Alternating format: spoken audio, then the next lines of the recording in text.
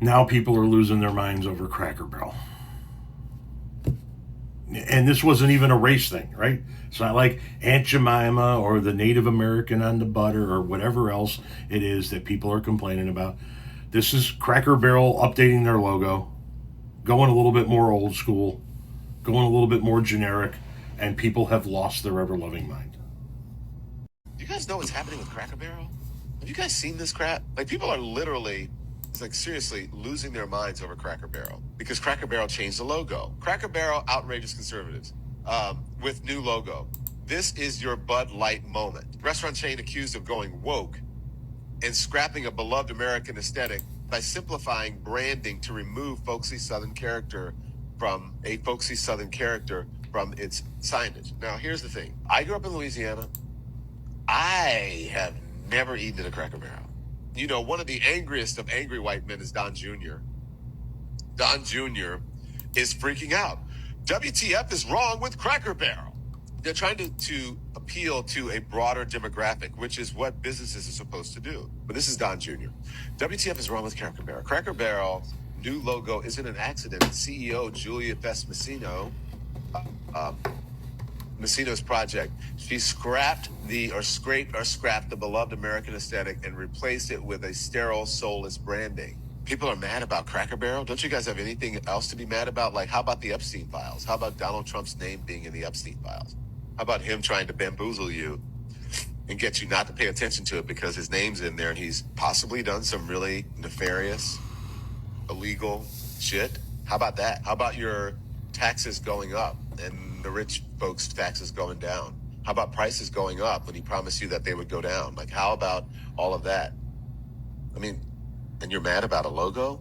First it was Bud Light, then Target, and now they're coming for your biscuits and gravy. Remember when you could sit down, order some biscuits and gravy, and pretend the year was still 1952? Well, not anymore. Because the new CEO of Cracker Barrel has decided rocking chairs and country ham just aren't inclusive enough, and now she's scrapping one of the most iconic logos in America. The man with the barrel is gone. After 47 years, poof! And it's been replaced with a sterile, corporate-looking nameplate, because apparently even barrels are offensive now. But Julie Fells Messino isn't stopping there. Since taking over, she's been pushing a $700 million rebrand. Christian music is out and DEI programs are in. Sponsorship of Pride events? Absolutely. And the cherry on top, Cracker Barrel now serves beer. Because nothing says down-home tradition like chasing your biscuits and gravy with a craft IPA while your server hands you a side of virtue signaling. Now, of course, Messino says customers love it, but the internet says otherwise. Social media has roasted the new logo, blasted her woke agenda, and made it clear, if you mess with our comfort food,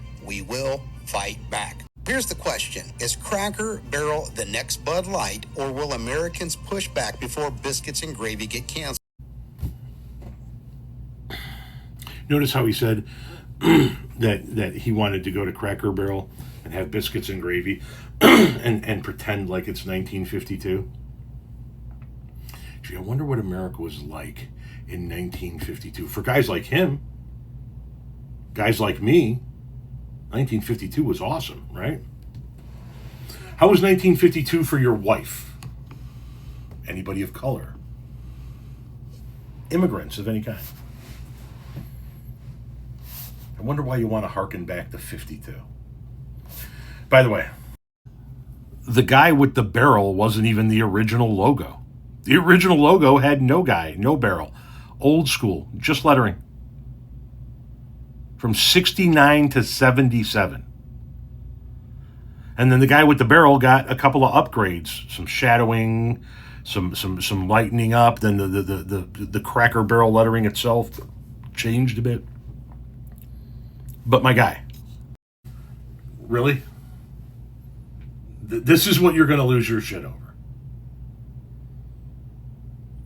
You have a Gestapo police force running through the streets of America, rounding up anybody and everybody of color that they can get their hands on and putting them in concentration camps before shipping them off to countries many times they'd never even visited before.